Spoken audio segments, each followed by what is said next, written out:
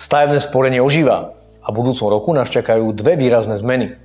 Aktuálne má nárok na štátnu prémiu 70 eur každý, kto zarábal menej ako 1,3-násobok minuloročnej priemernej mzdy, čo nám dáva sumu 1695,20 eur v hrubom. Každý, kto zarábal v roku 2022 viacej, nemal v tomto roku nárok na túto prémiu. Takže ak boli dvaja manželia v rodine, kde jeden zarábal viacej ako požadovaná suma a druhý menej, dostali iba jednu štátnu prémiu.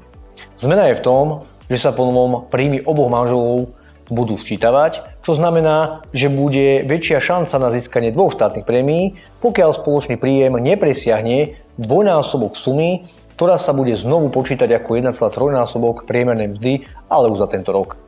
Druhá a výraznejšia zmena sa týka vkladu, ktorý je potrebný na získanie maximálnej štátnej prémie, ktorá ostala na úrovni 70 eur.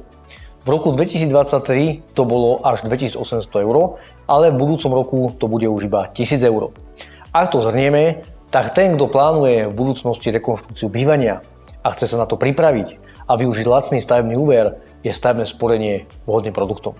Čiže stavebné sporenie vhodným produktom aj na kúpu nehnuteľností, tak to už je na diskusiu a porovnanie.